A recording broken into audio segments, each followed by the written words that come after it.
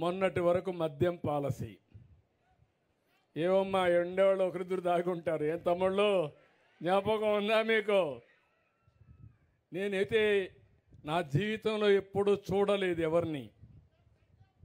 మద్యం అంతా వీళ్ళు, డిస్టిలరీస్ వీళ్ళే ఓనర్షిప్, అక్కడి నుంచి హోల్సేల్ వీళ్ళే, రీటైల్ వీళ్ళే, షాపులో అమ్మేది వీళ్ళే, కల్తీ చేసేది వీళ్ళే.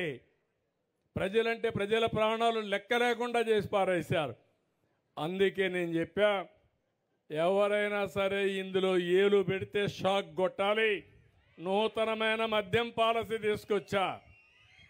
అదే సమయంలో ఆ మద్యం పాలసీలో బీసీలకు రిజర్వేషన్లు పెట్టాలని, ఎవరైతే శెట్టి బలిజ, ఈడిగా, అదే మరిగా మిగిలిన గౌడ వీళ్ళందరి కోసం 10% షాపుల్లో రిజర్వేషన్లు పెట్టిన పార్టీ తెలుగుదేశం కూటమి ప్రభుత్వం అని చెప్పి కూడా నేను మీకు తెలియజేస్తున్నా.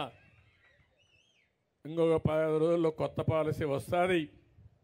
మీరు ముందు మారిగా తెలంగాణకు పోయే పని లేదు, కర్ణాటకకు పోయే పని లేదు.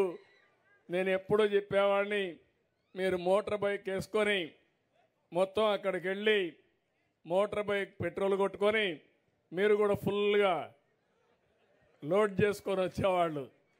ఇప్పుడు ఆ కష్టాలు లేవు, అవి కూడా తొలగిపోయినాయి.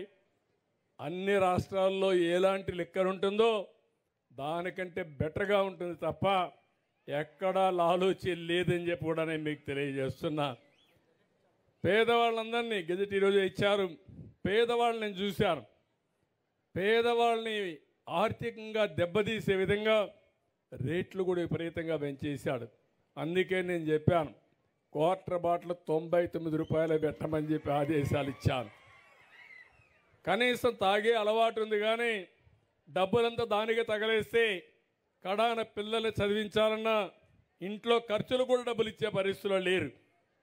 తాగనీయకుండా చేయడం మా ఆడబిడ్డల బాధ్యత. మీకు చాలాసార్లు నేర్పించా. ఇక్కడంతా డాక్రా సంఘాలు ఉన్నారు.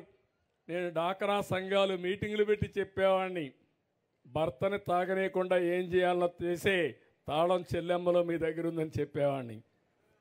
కానీ ఇప్పుడు కూడా మీరు తాగనీయకుండా చేయగలిగితే చాలా సంతోషం. దానికి కూడా ఒక 100 కోట్ల రూపాయలు ఖర్చు పెట్టి మద్యాన్ని తాగనీయకుండా అలవాటు మార్పించడానికి ప్రయత్నం చేస్తా. అది కూడా ముందుకు పోదామని చెప్పి కూడా నేను మీకు తెలియజేస్తున్నా.